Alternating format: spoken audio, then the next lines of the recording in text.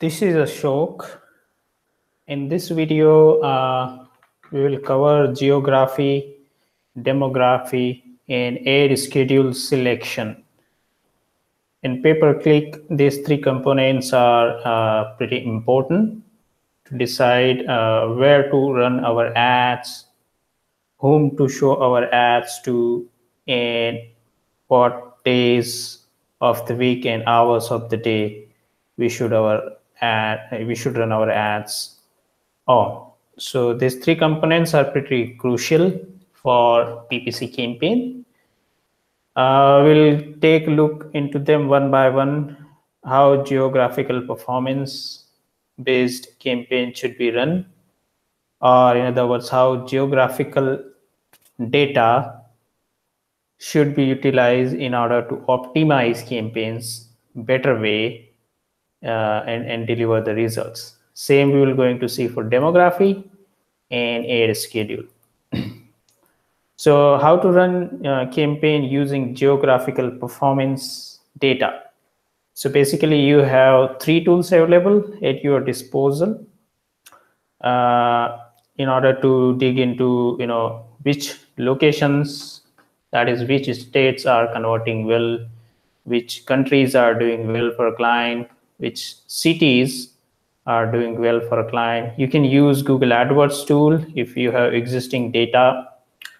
You can dig into Google AdWords and can know that which locations are outperforming, or else you can dig into analytics. Google Analytics also tells you the same insights as what you can see in Google AdWords. In Google AdWords, those are pretty easily available, while in analytics you will have to dig a little bit deeper to find out these insights. If you don't have AdWords and analytics data, then I think the other option left for you to know which geographical location would perform best for a client is info provided by client himself or herself. So we're going to see Selfie Leslie's account, AdWords account, which we are running since a while. Selfie Leslie AdWords account. I'm going to take you guys to Selfie Leslie account. This is their AdWords interface. Under campaign, we are running 5 campaigns as of now. Now it's important to make a note here that when digging into geographical performance data, do not look into aggregate level data, or do not look into account data in a sum. Always look campaign specific data and then the dimensions like performing locations in order to have accurate insights, accurate observation of what is working inside a campaign. So in Selfie Leslie, you can see this one is a branded campaign. This one is a brand plus product name. I think this is also a branded campaign. Yep, this is also another type of branded campaign. So first and second two are branded campaign. Third one is a dynamic remarketing. This one is a dynamic search ad, a kind of non-branded campaign, even though it is against our 2019 principle, but we are keeping it running because it has been performing exceptionally. 12.15 return on ad spend is why we are keeping it. And a fourth one is a shopping campaign. Now suppose you would like to know which locations are outperforming inside branded, inside dynamic remarketing, inside DSA, inside shopping, then you need to go inside that particular campaign. So I'll be taking you guys to inside DSA campaign. This is already performing well, but I would like to show you how you can find out like which locations are outperforming inside this. So go inside it, make sure that your date range is significant enough. Normally I recommend 90 days in order to have significancy as well as confidence in your decisions. But since geographical performance data is something, you probably would like to see entire history of your accounts, because a location which has performed even a couple of years ago, it can still deliver the results for you. So for geographic performance report, I would highly recommend you set all-time date range in order to evaluate which location outperform and which one poor perform. So right here, you should go to the location. So imagine it's just the United States. The targeting is just United States. This is the default targeting we use. Now here you can see different states targeting in their bid adjustment, because our PPC analyst has already looked into geographical performance data and already set bid adjustment based on their performance. But let's try to have a look into a positive bid adjustment and a negative bid adjustment. Why there is a positive bid adjustment on a Pennsylvania, for example, plus 5%, and a negative bid adjustment, for example, for New York, minus 35%.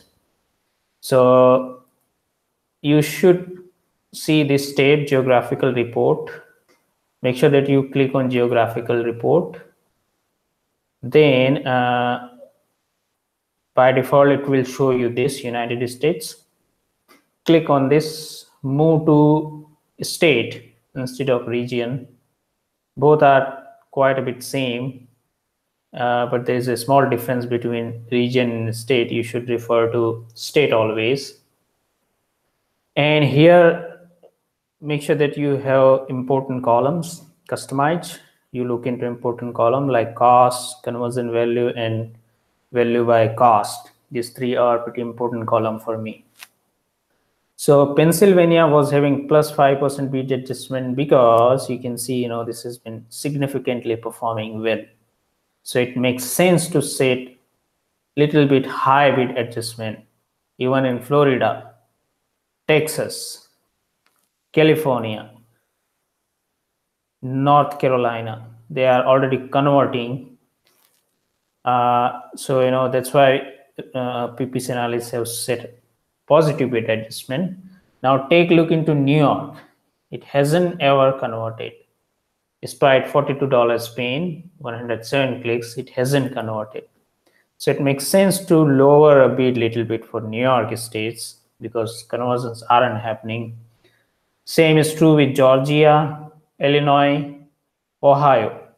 Now a very good example you can take here is, now we have been getting a sale from Ohio. Now these, before setting these bid adjustment, we were probably not getting sales. But once this bid has been lowered, the sale started coming in. This is a very good improvement, because certain states will probably perform with lower bid adjustment compared to others. So right here, you can actually select your locations where you would like to set positive adjustment for. For example, Massachusetts, I am seeing, is really doing well. You can just select it, click on edit, add a target, and set bid adjustment. So here you can just mention what bid adjustment you would like to set. Normally it should be not higher than 20-30%. So it will directly set as a 5% bid adjustment for Massachusetts. And you can see where it is. There we go, 5%.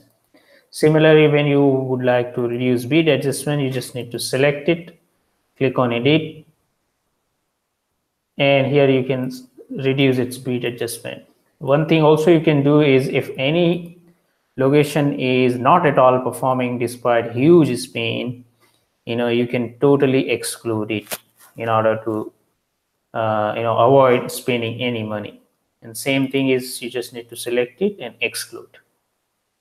So that is actually DSA campaigns optimizations, location specific optimization by looking into geographical performance data.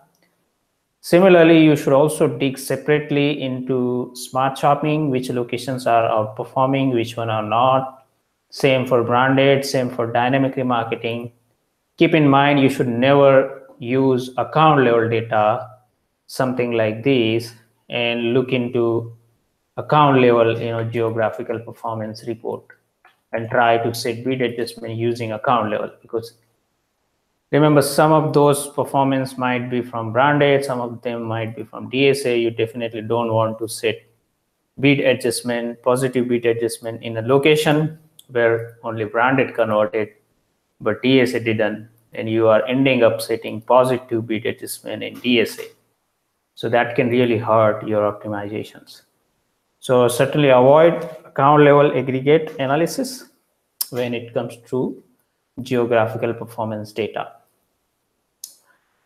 Great. Next is demographic performance, and using that data to optimize your campaign.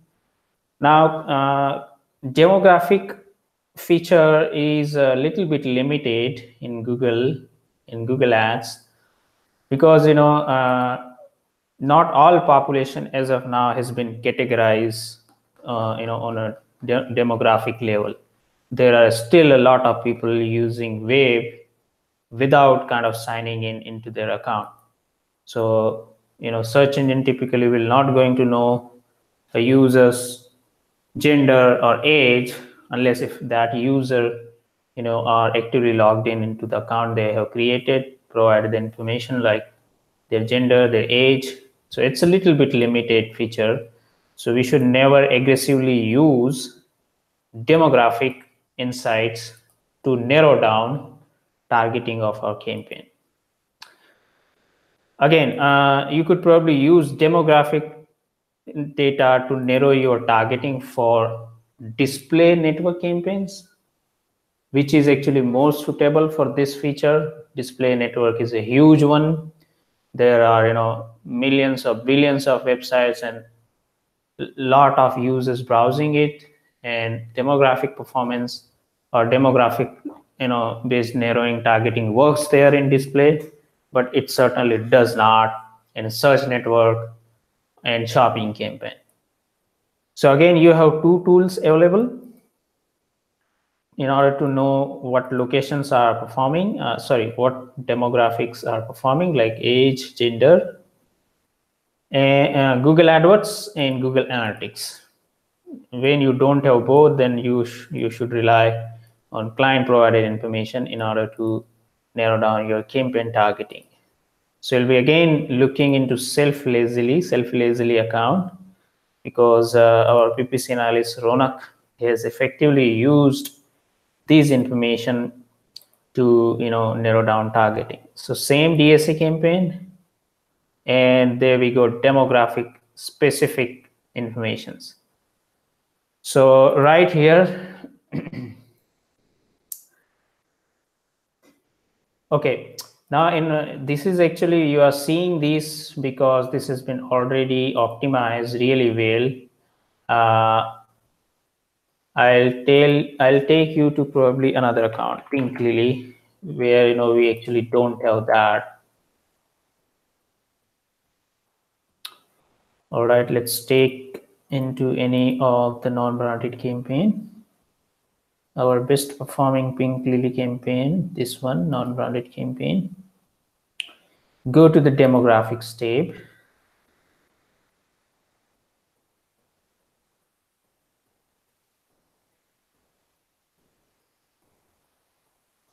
And go to the specific ad group. So I'll go ahead into a top performing ad group, only the enabled ad group, which is the top performing one, is absolutely generic boutique. Now let's go to the demographic. Okay, now here you can see there's no bid adjustment. This is default setting, and you can see the reasons why we are not setting bid adjustment is because of limitation of demographic related data for search network campaign. This one is a search network keyword based campaign, so we are not using it here. But you can see how the performance differs. Make sure that you have important column here, all conversion value. Okay, conversion value and all conversion value by cost. All right, good. So you can see 65 plus doesn't convert really well, even though they are converting, but does not convert as good as other ages group. Also 55 to 64 converts little bit poorly than other ages. These two age groups doesn't convert really well. So if you are very narrowly focused advertiser, you do not want to even spend your money on the age groups, which is actually performing but not as good as others, and you would like to save money here, you can set its bid adjustment. You can narrow it. But as I said, there is a limitation of demographic feature in Google Ads. I think you should not set bid adjustment here, because sometimes it may impact negatively on your overall campaign performance, because Google will even try to stop your ads showing to even users who might be from this age group, this age range group, and someday they are logging with another account which is having a sign in of this age group, so your ad will probably not going to show up. Also, never exclude or reduce bid adjustment for unknown, because people who aren't yet have an account on Google or not logged in with their account, they'll be treated as unknown. Same goes to gender. We should not be very aggressive with reducing targeting using gender for search network and shopping campaign. Here we go. Here all three genders perform well. They are equally performing well, so nothing to concern here. Household income. Another third thing under demographic is household income. So you can further check what household income are outperforming. So here also we can see, not any significant difference, any significant outperformer or significant poor performer. So nothing, you can narrow it down here. All right, where this feature comes very handy is when you have display campaign, because display campaign is where you have a huge reach and your targeting are often not for direct return or direct results. Display campaign are often to influence brand awareness, so you would probably want to narrow down targeting there using demographic feature. For example, this remarketing campaign, highest spending, this one, and under demographic, okay, ensure that you have a right column. Perfect. All right. Okay. Right here, you can see, there are already location excluded, not location, age group excluded, despite a good performance. And this must have been because of not looking into all-time date range. This is why it's so crucial that, for geographic, demographic related insights, you set all-time date range or longer history in order to have more significant or conclusive data, conclusive numbers. So right here you can see these two age groups. This is because our client definitely says that their best audience are until this age, but these are also converting well. So I would probably never exclude them, because this is already showing me good return. This is fine. Here you probably don't want to spend your money, because this age group will not going to perform well.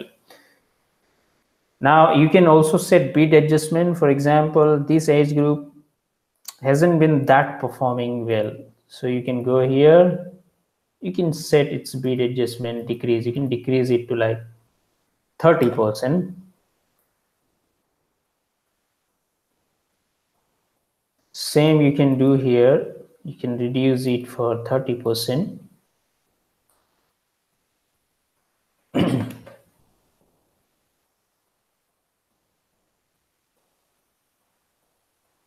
Okay, I think you need to change it at a campaign level. You need to change it at the campaign level. That's why it's not showing. So, okay, it should change. Not sure why it's not changing. The marketing, all visitors, demographic, have your column beat adjustment, beat strategy type. Okay. Another important point is you need to know in certain bid strategy you cannot set bid adjustment. This is already using smart bid strategy target return on ad spend. So in this bid strategy you cannot set bid adjustment because you are already trying to have a target ROS bid strategy. But nevertheless, look into more recent data range and see if it is performing better or not. So QM remarketing ad group, last 30 days spend 144, produce 466 with return on ad spend 0.57. Sorry, this is not right column. So return on ad spend is better. There we go. It's 3.22, which is good. I mean, this is performing well, so we don't need to disturb this. If it is not performing, then you should surely come here, look into age group performance report. And if you have manual CPC or eCPC, the standard bid strategy, you can reduce your bid adjustment based on their all-time performance. Same you can do in a gender. So male has been excluded, which is a good tactic here. Parental status. Now this setting again, it's a little bit limited even in display network case. So we should not limit it unless your client's business is only focused on parents, like I think Mickey Mitty, which was on a children's clothes, and a parent would probably purchase more often those kind of products. Household income, same as that. So that's how you can narrow down by knowing your demographic performance numbers. The last one is, days of the week and hours of the day performance.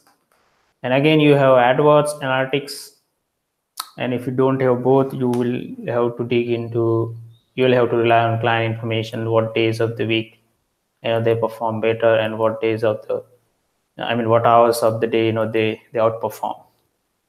Normally in e-commerce cases, we actually run it across all the days and all hours because customers are smart.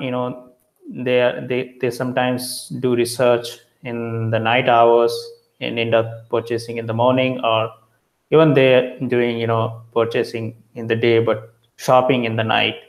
So for e-commerce businesses, we should always run our ads all the days and hours, unless you have hugely significant data that proves that only we can outperform for you.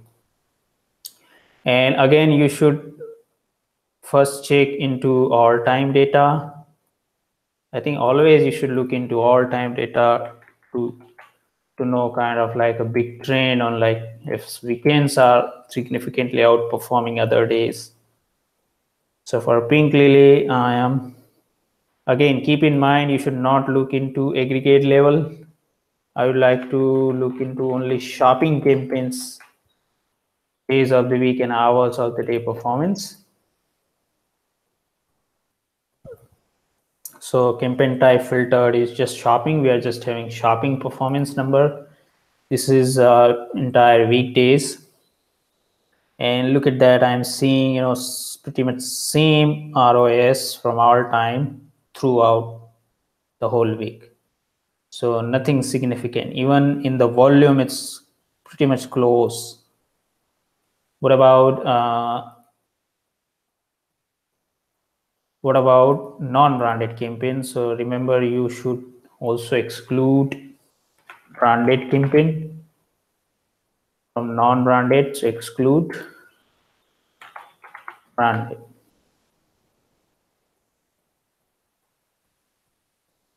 This is our branded campaign. We need to exclude it.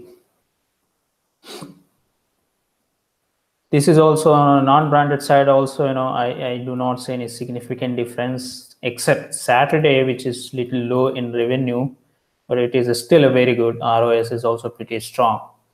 So this suggests me that I should run my ads throughout the whole week. Same thing you can check for hours of the day. The only changes you need to make is hour here. Okay, return to main reporting under time, hour of the day. Make sure that your columns are correct one. Value.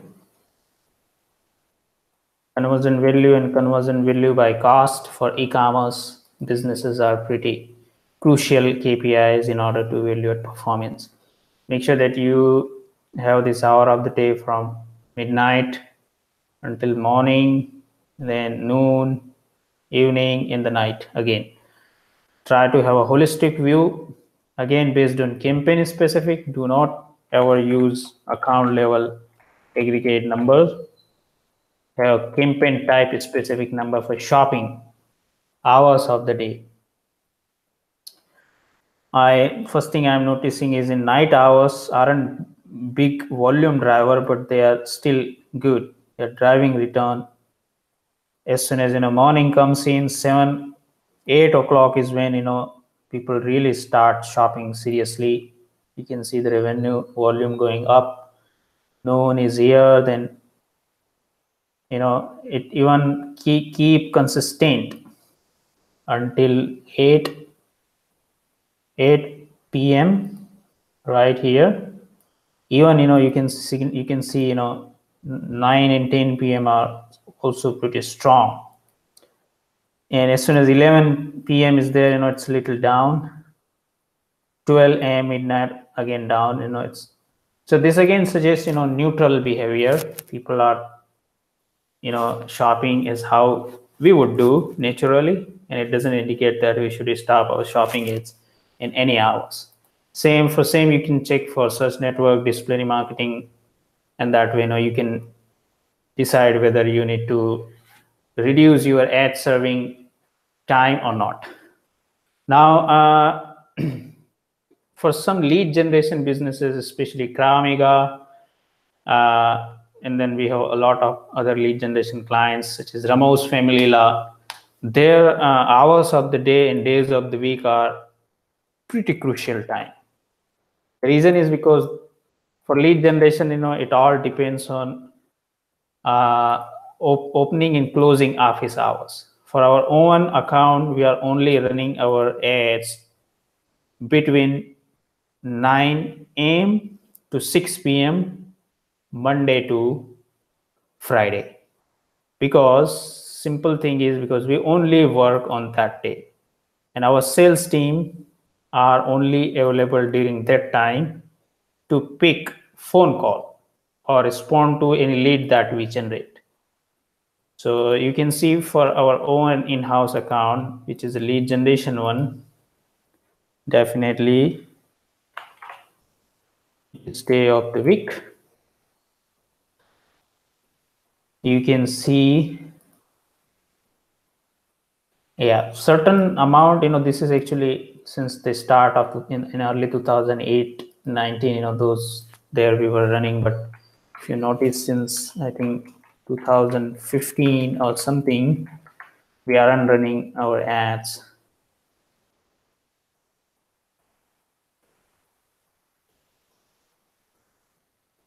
Right. Take it 2015.